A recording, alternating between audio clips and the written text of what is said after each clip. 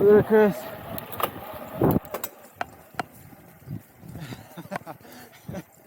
Oh my gosh. So much fun. Hey folks, Matt here with Single Tracks, and today we are talking about the latest Rocky Mountain Altitude Powerplay. So it was in late 2017 when Rocky Mountain first introduced the Altitude Powerplay, and initially it was only available in Europe. Over time, as we know, things have changed with e-bikes, and Rocky Mountain eventually brought the Altitude Powerplay to the US. They also introduced an Instinct Powerplay, giving them sort of a long travel e-bike and a mid-travel e-bike. Sort of like Rocky Mountain has done with the Altitude and Instinct motorless trail bikes, they've done with the Powerplay e-bike. So now this Altitude Powerplay is a 29er front and rear e-bike. It has 160 millimeters of rear travel with a 170 millimeter fork, and it has the newest generation of Rocky Mountain's Dyname motor, the 4.0. The Dyname is Rocky Mountain's own motor. It's not a Shimano, it's not a Bosch, anything like that. It is their own motor. They use it because it helps keep their chainstays short, it keeps the weight slung low,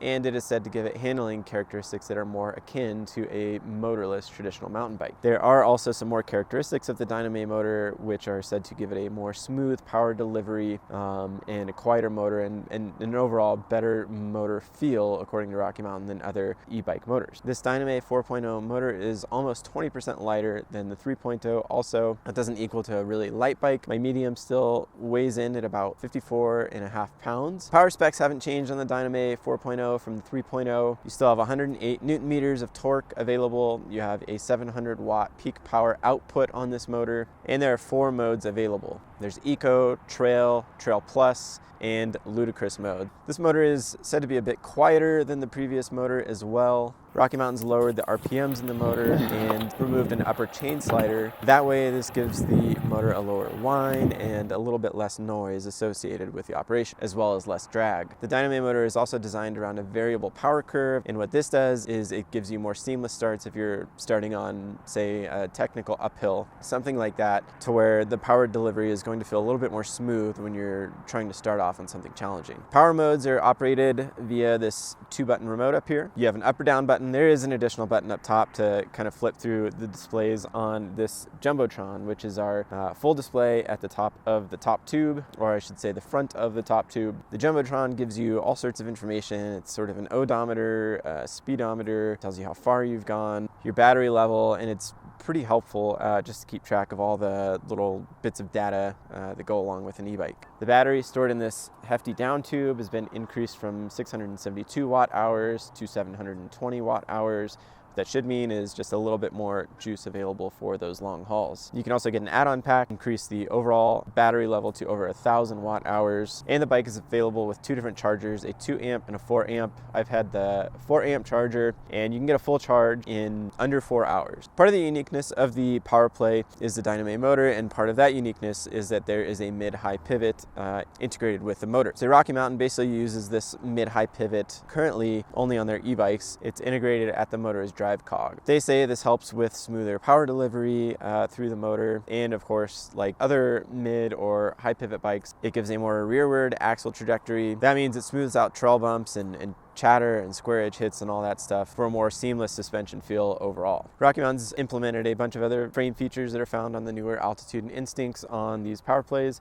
So you get a modular shock adjustment. This sort of future-proofs it if Rocky Mountain issues updated kinematics or suspension updates in the future. Like the Instinct and the Altitude, the Powerplays get an adjustable flip chip on the chainstays, so this gives you plus or minus 10 millimeters of chainstay and wheelbase length. Instead of the Ride 9 suspension system found on many of the Rocky Mountain bikes, this gets a Ride 4, so it gives you 4 different geometry settings. In the neutral setting, this gives the bike a 64-degree head tube angle, a 76-degree seat tube angle. Reach is 455 millimeters. Standover height is a little bit higher than some other modern bikes. This is 835 millimeters for a medium, and the wheelbase is 1,233 millimeters long. I got this Altitude Powerplay when it debuted near the end of October 2021. We've had sort of a late winter here in Colorado, so I managed to put some good miles on it, even though now, as you can see, we've got a pretty full-on winter.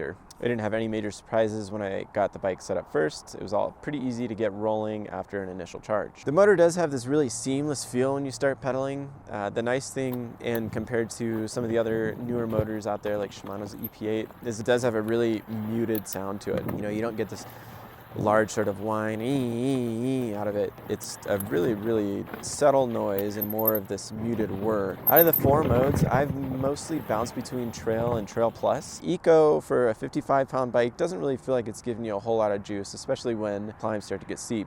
But I suppose, you know, if you're really just trying to get home and manage your battery level, that's probably where the Eco mode comes in handy. Trail and Trail Plus are kind of that good middle ground for pedaling the Altitude Powerplay that I found. Trail really takes the edge off and gives you a little bit of juice when you're trying to get uphill. Trail Plus definitely takes over and does a lot more of the work for you. And those 2 modes are kind of the most reasonably paced modes that I found for single track climbing too. Ludicrous mode can be fun if you have just a wide open fire road that you're trying to blaze up, but otherwise it's not necessarily the most practical power mode. It's kind of this all-out, balls to the wall, fly uphill sort of mode that can be fun, like I said, if you're just trying to have a blast and blast up a fire road, something like that.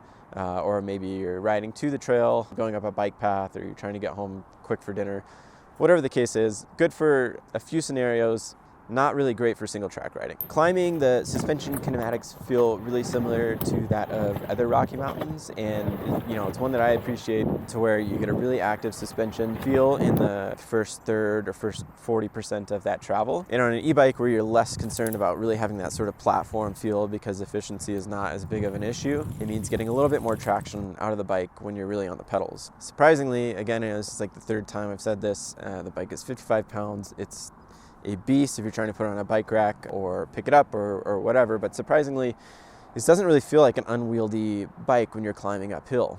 I guess I would attribute this to the overall geometry of the bike. The chainstays are rather short actually for an e-bike at, you know, only 437 millimeters, still under 440 millimeters, so they're still in this range of chainstay length that you would find on a motorless bike, to where, you know, some other e-bikes out there, the chainstays have grown to like 455 or 460 millimeters of length. So anyways, what it does is it gives it still a pretty agile feel when you're climbing uphill, especially on narrower, tighter trail. The Dyname does feel really, really smooth. If you're putting in just a little bit of pedaling input, it kicks on really, really gently. If you were to get on a little bit more heavily, it still feels like a really smooth transition into that power, and you can sort of feel the power output match your input into the pedals.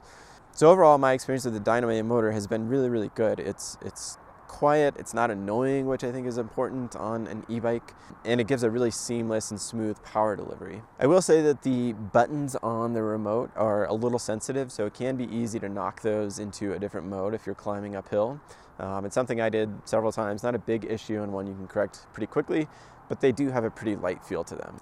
I'll also say the Jumbotron has been a hit for anybody that's, you know, noticed the bike or seen it, or other people that I've been riding with. They've all kind of commented on the Jumbotron. It's a really seamless display. Obviously it's not huge, but maybe bigger than other e-bike displays out there. And it's just a really simple way of looking at data, checking your speed, your odometer, your battery level, all these things that sort of come with having an e-bike, and just really kind of like a neat way to have all that information right there on the front of the top tube. All right, on to descending. The geometry feels really, really similar to the Altitude's geometry that I rode a few years ago. For, you know, a big, hefty bike, it's still surprisingly nimble. It's slack at 64 degrees, probably not that slack for an enduro bike anymore, but still pretty slack, and the shorter, more nimble geometry definitely keeps it more agile on the trails going downhill. The suspension, again, in probably the first 30 to 40% feels really, really active, and it tracks really well, especially you've got this big weighty motor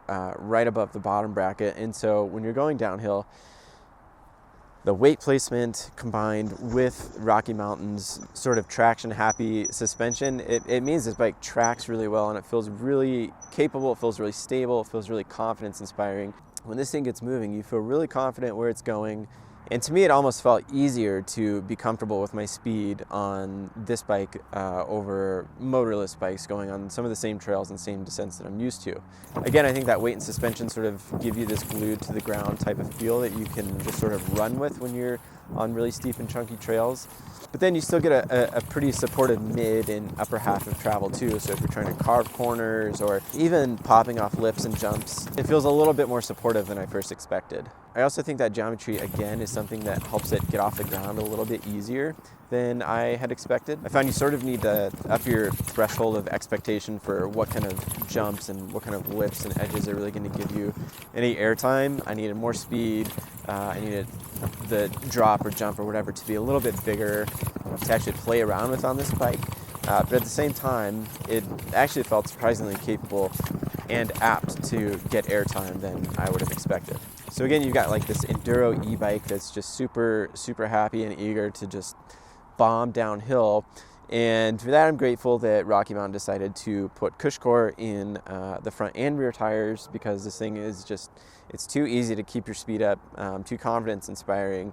And I think I probably would have sacrificed some tires on, you know, some of the trails here, Apex or White Ranch, if it weren't for that CushCore in there. With this heavy of a bike, it definitely warrants that extra tire protection, and it's something that, again, gives you just a little bit more confidence to carry that speed in some of those trails. Everything else on this build kit worked wonderfully for me. You know, it's mostly Fox and Shimano, Fox 38 up front, a little bit of added stiffness, a little bit of plow factor. The only thing I probably could have asked for more on this bike would be a 220 millimeter rotor up front, at least. These are 203s front and back. A decent amount of stopping power, but a little more definitely would not hurt. Lastly, this build kit on the Carbon 70 Altitude Powerplay model. This is priced at $9,059 US. So that's it for my review on the Rocky Mountain Altitude Powerplay C70. I had a blast riding this bike. I've kind of been chewing on, you know, what I would go after personally for an e-bike, whether it would be sort of one of those lightweight mid-travel e-bikes like the Orbea Rise or the Turbo Levo SL. After riding this and thinking it through a little bit more, it's really nice to have just as much suspension as you can when you're on an e-bike. You know, if weight's less of an issue, why not have that full 160, 170 millimeters of travel, CushCore front and rear. It's a heavy bike, but it doesn't necessarily feel that heavy up or downhill. And again, if you're on an e-bike, you know, in my opinion, why not get as much bike as you can to the top of the mountain, keep cranking laps out. But I don't know, what's your opinion? Would you go for a lighter mid-travel e-bike, or would you go for sort of this full-on enduro 250 watt motor e-bike that just sort of gives you all the travel, all the power that you can get out of an e-bike? Let me know what you think. Leave your comments below. If you're not subscribed to SingleTrack and you want to see more of this content, bike reviews and everything else we put up, subscribe to our YouTube channel. Check out singletracks.com. We have fresh mountain bike news, information, reviews up every single day. That's it, and we'll see you on the trails.